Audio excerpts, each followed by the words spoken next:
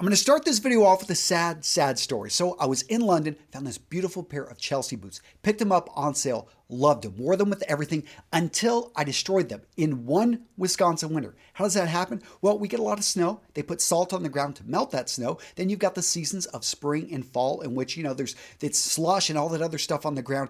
Guys, they fell apart. They got cracks in the leather within one winter. I want to make sure this doesn't happen to you. So today's video is dedicated to all those boots out there that need love, that need care. Guys, the ultimate guide to taking care of your boots.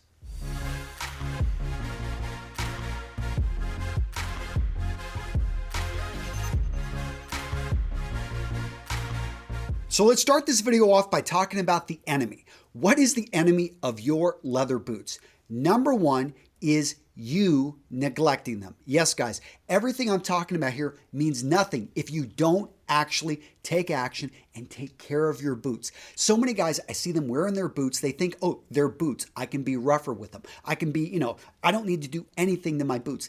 That's true if you don't want them to last. You want them to fall apart. You take care of your boots. I can tell you the upper, if made from a true leather, can last your lifetime. It looks better over time. So number one, take care and take action on taking care of your boots. Next up, water. Number two, water is going to damage boots. How does water damage boots? Because it can enter the leather, and it's when it leaves the leather, it actually changes the shape. It can basically dry out. It pulls moisture out when it leaves, and when it enters, it actually expands the cells. Yes, leather is skin. So think about when you go into the pool, what happens? Or you're spending a lot of time in the bathtub. Remember how your fingers kind of look all funny when you were a kid? It still happens, and it happens to this leather as well. You want to make sure that that's not happening because you are replenishing the oils. Your skin is going to repair itself. This leather doesn't have that option. Finally, salt and other types of chemicals and stuff out there. Salt will go in and will dry out the leather even faster. There are certain chemicals, if they get exposed to the leather, they're going to cause it to crack and basically start to fall apart. Next up, let's talk about the different materials you're going to see on the boots in the different styles. So if it's an exotic leather, you want to be very careful with water damage. That's going to be like ostrich, crocodile, things like that. When it comes to suede, what you're looking for is a weather-safe suede. Some boot designs like this one right here use a weather-safe suede. Therefore, you can get it wet. It's just going to be a lot more resistant to damage. When it comes to taking care of suede, though, what you want to have is a suede brush. And there are going to be special sprays out there. Look for them. They are going to say that they are safe on suede. A lot of the items I'm going to talk about here, especially the creams, things that, that the polishes, you do not want to use on a suede. It's just going to actually change the texture. You're never going to be able to get it back. So find a good brush, and you want to use a lot of preventive, basically, care for things like this. Now, this boot right here, some of the other boots, all the boots I'm actually going to show you in today's video, guys, brought to you by Thursday Boots. I'm going to link to them down in the description. And let me tell you about Thursday Boots, an awesome company. They're the paid sponsor of today's video, and I'll tell you why. Because I've been testing and wearing their boots now for almost 2 years. I took this pair right here, this one right here. I wore them through a Ukrainian winter. I took care of them, and I can tell you they're great. They held up snow, sleet, slush. They did a great job, and I walked a lot of miles on these things. I still haven't had to resole them. It's a great company. I think you guys are going to be surprised when you see the price of these boots. They're an amazing deal, and with that great price, they've actually got an amazing selection of different styles, different leathers. Guys, go check out their website. What do you think of this? Check out that Blarney Stone Commander. Isn't that a good looking boot? I really like that. Now, check out this black wingtip. Isn't it beautiful? What would you wear this black wingtip with? Go over, check out that midnight blue suede chukka. I just used that as one of the examples. I had them sent to me. I can tell you I'm loving this boot. Check out the President in brown. This was the first boot I showed you, the first boot they ever sent me, and I still have them after almost 2 years. At the end of the day, gents, these are stylish, great-looking boots at an amazing price. I'm linking to them down in the description. Go check them out and let me know in the comments, what's your favorite style, how you would wear it this winter, how you would take care of it. And I'm going to be meeting with the founders here in actually a week in New York City. So I will talk to them. Maybe I can get a couple pairs sent out, but you've got to comment down below. You've got to go check out their website. Let me know in detail how you're going to pull this look off. Sound good? All right, guys, let's get back into the content. Getting back to talking about the upper, what you're going to notice in dress boots, and these are going to be Chelsea's, these are going to be lace-ups that have a more of a dress boot design. And you can tell that basically they're going to have a leather sole. Those you need to be really careful with. Oftentimes they're going to use a little bit thinner of a leather because they're going for a sleeker, more elegant type of look, but that can be really susceptible and can show the damage much quicker. So those you have to really take care of.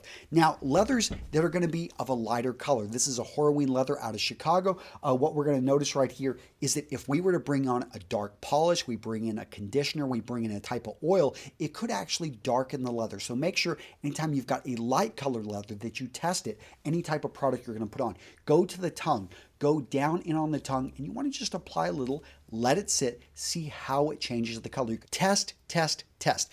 Don't trust that they say, oh, we're not going to darken your boots. Guys, it has happened. And these companies aren't going to buy you a new pair of light colored boots. And the final boot upper I'm going to talk about is that made from a dark, heavier weight leather. Now, what's great about this is it's dark. It's going to more easily cover up stains. You actually have a wider selection of different polishes, creams, and things that you can use. You're not so much worried about it actually getting stained. Where you need to be careful though are salt stains. And now let's get into that. If you live in a winter area and they throw salt on the road to melt the ice, melt the snow, that's great for stopping slipping. It's horrible for your shoes though, because once that salt gets into your boots, what it will start to do to the leather is it dries it out quicker. It starts to create cracking even after a few months. So you want to take care of this. That's key. So you want to keep a rag where you store your boots and just simply after every time you wear them, wipe them down. That is going to do wonders. Also, you want to keep a little brush there. Simply go through and you want to clean to remove any type of sediment built up. If you do that, you are ahead of the game, but most people won't. They'll forget to do it. They'll go a couple weeks until they start to see that white salt stain on the boot. What do you do then? Okay, so you want to take 1 tablespoon vinegar, 1 cup water. Mix it, and then you're going to take that rag and you're going to actually go into it a bit. You're going to spend a little bit of time working to remove the salt stain. It may take a couple treatments, and you're also then going to take a specific type of cleaner. There's a number of different leather cleaners I'll talk about here in a second. Those can help pull out the salt as well, but you've got to give it more treatment. Understand, if you're seeing that salt stain, that's not a good thing. You want to treat that immediately. So in that last point, you saw me hold a brush. Now, I've got a wide variety of brushes here I'd like to talk about, but I think the key is for you to have your own system. You don't want to be mixing and matching brushes. And the reason being, if one you use to basically buff the shine after a polish, the other one you use to remove sediment and dirt, if you're mixing those, you actually, when you go in to do a polish, you're going to take small pieces of sediment and dirt and you're going to actually rub them right into your nice polish, and you don't want to be doing that. So this one right here, because of its size and because of its color, I know that this is my cleaning brush. I don't want to go with something with too hard of bristles, but I want still bristles that are pretty firm. They're going to be able to get in there in the various parts of the shoe and be able to remove things. Now, these smaller brushes, which you've probably seen before, these are applicator brushes. I'm going to use these, this one for a dark polish, dark colored brush, this one for a lighter or a neutral polish. Now, I do keep 1 different applicator brush for every type of different polish. Yes, you're going to have to maybe go buy them in bulk, but I find that for me, this works best. Now we've got different polishing brushes. This one obviously for lighter colored shoes. This one for darker colored shoes. But understand, the brush itself isn't what's going to make it darker. It's the polish that you use, and that is what's key. A lot of people just simply use a rag like this, an old t-shirt. A nice cotton old t-shirt will work. I've got other rags like this, which are going to be a color, so I don't have anyone in my household coming to grab this. I think it's a long lost washcloth. And ones like this that actually use a really nice, they've got a really nice napped surface. These can be great for a polish. Now, where do you keep all of this? Guys, it's key you have a shoe shine box. But you need to have one central place where everything goes. That way you can find it when you're looking for it. So when I look at all the different products out there, to me, they break into just 3 categories. First off, you've got cleaners. Next up, you've got conditioners. After that, you have polishes. I'm going to explain how each of them work and why you would want to use each of them. First off, let's talk about cleaners. So in my opinion, the best cleaner you can use is simply a damp washcloth after every wear, maybe a wet wipe and a nice brush that's going to remove things. But if you want to go beyond that, there are a few specialty cleaners out there. One of the most common ones you're going to see is saddle soap. So like the name implies, it was initially used on saddles. People found, hey, I can use it on shoes, I can use it on belts. Now understand that some saddle soaps, they can remove a little bit of the pigment in the dye. So they can actually discolor some of the leather, make it lighter lighter colored. But if you've got a lot of mud buildup, a lot of stuff, and you don't want to introduce a lot more water, and maybe the leather already has water damage, well, in that case, you can use a saddle soap. But a saddle soap is not a conditioner. So that's the next category. And one of the biggest categories, I think, actually out there, leather is skin. Over time, it starts to crack and fall apart. It cracks because basically it dries out. The goal of a conditioner is to reintroduce nutrients, moisture, and do it in a way that water can't. So there's a wide variety of different conditioners out there. I've talked about companies like Leather Honey. They've got cleaners and conditioners. You're going to find other ones just out there that are going to say a conditioner and a cleaner. I like going with a true just conditioner out there. Leather balms are oftentimes a conditioner and a cleaner. You're going to see rejuvenators out there. Those have specialty types of nutrients and ingredients in them, and they are made when you want to try to restore an old beat up leather. Now understand, if the leather's got cracks in it, if it is falling apart, leather, just if it's beyond repair, it can't. But the rejuvenators are going to be oftentimes much higher priced. Now you are going to see some creams out there, and this is where it starts to blur the line between conditioners and actually polishes. Creams are specialty made to actually penetrate the leather a bit. At the same time, they use a dye or a pigment that is going to actually leave a little bit of a shine. But creams, in my opinion, never leave a shine like a true polish will. Next up, gents, let's talk about polish. A polish is the outer protective layer. It's not made to enter the leather and condition it. A lot of polishes are going to use materials which are hydrophobic. So they're going to push away water. That's a great thing. That is your layer of protection. And over time, you can build up multiple polish layers on your shoes that will basically prevent scuffing damage. So that's why I love a great polish. Now, if you're using a polish, that's awesome, because most people don't. And a lot of people are going to ask me, okay, what's the difference between a $1 polish and a $20 polish?